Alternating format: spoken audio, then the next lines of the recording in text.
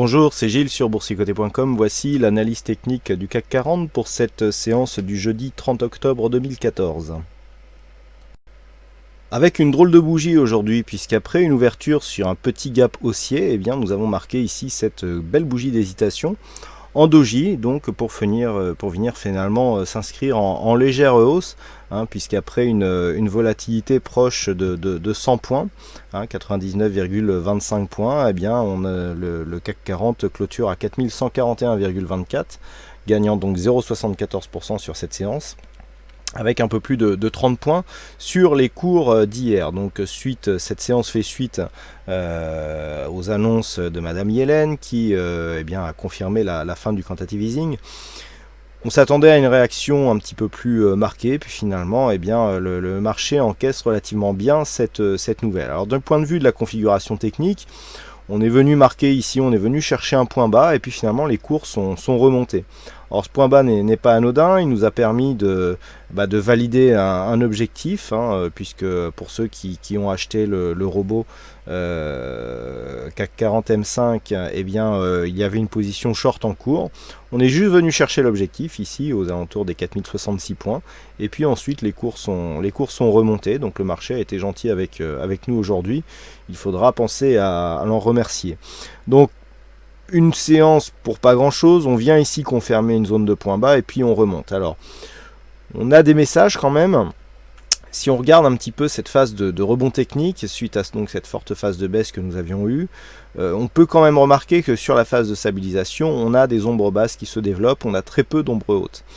Donc ça peut être un signe qui souligne que malgré le fait que l'on est ici dans une phase de baisse, que l'on se stabilise dans cette fameuse zone 50-61-8, à chaque fois que l'on pourrait repartir à la baisse, les acheteurs reviennent ici acheter le marché et donc le font remonter dans cette zone d'équilibre. Donc ça peut, je dirais, commencer à invalider la théorie ou la probabilité d'avoir ici une poursuite du mouvement baissier. Il est vrai que plus on va aller comme ça et plus on va s'éloigner dans cette phase de stabilisation, plus l'influence de cette dynamique baissière va baisser, au risque donc d'avoir une sortie beaucoup plus aléatoire. Donc pour le moment, effectivement, il n'y a pas de suite à ce mouvement. On est venu ici, on a corrigé un excès, et là les cours se stabilisent dans un marché qui finalement reste sans direction depuis maintenant quelques jours. Donc dans ce contexte, il faut, comme d'habitude, guetter un petit peu les signaux de rupture. Alors je vous avais indiqué ici un signal de rupture sur 4035. On a maintenant une zone de rupture. On voit que par deux fois, les cours sont venus ici échouer sur cette zone des 4048-4040. Donc la zone qu'il faudra surveiller à la baisse, ce sera désormais cette zone entre 4035 et 4050 points. Cette zone ici, si elle était cassée, on retourne dans le setup que je vous avais déjà indiqué avec cette zone des 4035 qui a précédemment été support, qui est devenu résistance, etc. Il faut la confirmer comme support. Sauf que là, le support il est légèrement au-dessus, donc sur cette zone 4048-4050. Donc c'est cette zone qu'il faudra préserver pour ne pas repartir dans un biais baissier et donc au risque d'avoir une accélération. C'était un petit peu le sens de mon sentiment du matin. Toujours la même zone. On avait ici effectivement une première alerte possible sous 4072 points. On a cassé cette zone des 4072 points, mais on s'est repris juste avant cette fameuse zone des 4035. Donc sans cassure de cette zone des 4035, de toute façon, on ne peut pas valider une poursuite du mouvement baissier. À la hausse, on reste sur les mêmes zones. Alors on a ici une résistance de principe entre 4188 et 4196.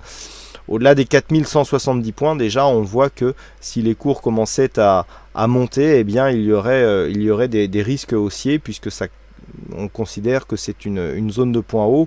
On commence à avoir des points qui s'alignent sur cette zone.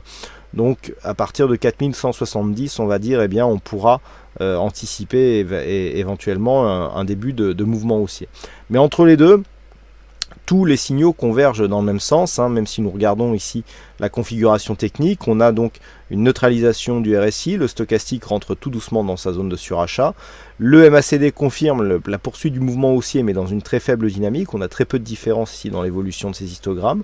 Du point de vue des volumes, par contre, alors on peut vraiment l'anticiper des deux côtés, puisque là, si on zoome un petit peu sur les volumes, on voit que nous avons des volumes qui sont plutôt montants sur les séances de hausse, on a des volumes en retrait sur les séances de baisse, mais si on regarde bien, on a beaucoup de volume ici sur une séance d'hésitation. Donc c'est toujours embêtant d'avoir ici des volumes sur ce genre de doji, puisque cela prouve en fait que malgré le fait que le marché ait peu bougé, eh bien il y a eu beaucoup d'échanges, en tout cas supérieurs à la moyenne. Et le problème, c'est que là nous sommes dans un biais haussier court terme. Et en général, les séances qui interviennent comme ça avec une hausse des volumes sur des bougies d'hésitation, eh bien, annoncent un futur changement de tendance. Donc du point de vue des volumes, en tout cas par rapport à la forme de la bougie, on serait plutôt sur une phase de retournement. Mais c'est le seul élément qui vient confirmer cette configuration, puisque nous l'avons vu, sur les autres éléments, on est sur une neutralisation, voire une légère dynamique haussière. Je voulais bien sûr parler de ces ombres basses qui s'inscrivaient ici sur certaines bougies. Donc on neutralise. Pour l'instant, on a vraiment des petits signaux, mais c'est vraiment des petits signaux. Il n'y a pas de signal de conviction. Des petits signaux dans les deux sens. Et bien, ça va être les zones horizontales qui vont, je dirais, qui vont nous donner des signaux de déclenchement.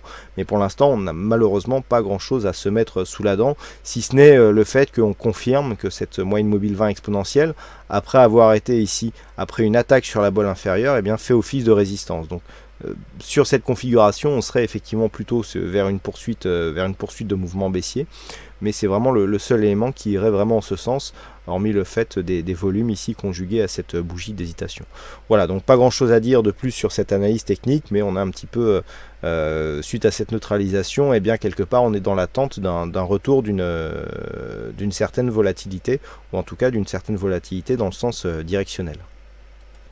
Donc aujourd'hui, il y avait encore un fixing, très peu de participants, donc c'est malgré tout c'est Titi qui gagne sur cette session du fixing, donc bravo à toi Titi. Et puis en ce qui concerne les statistiques, c'est assez peu fourni actuellement. Donc là on a un retour des statistiques qui reviennent, alors on a toujours peu d'occurrences, mais ça commence à être utilisable, et les statistiques nous donnent plutôt une probabilité de sortie baissière de ce mouvement, puisqu'on est autour de 60% de probabilité baissière sur une évolution future donc de ce mouvement. Donc je vous aurai certainement des statistiques plus détaillées disponibles demain matin, mais d'après les statistiques, effectivement, on repartirait vers un mouvement baissier. Voilà donc ce que l'on peut dire sur cette analyse technique du CAC 40. Il ne me reste plus qu'à vous souhaiter à toutes et à tous une bonne soirée, bonne chance dans vos prochains trades, et on se retrouve donc dès demain pour d'autres analyses techniques en vidéo. Bonsoir à tous.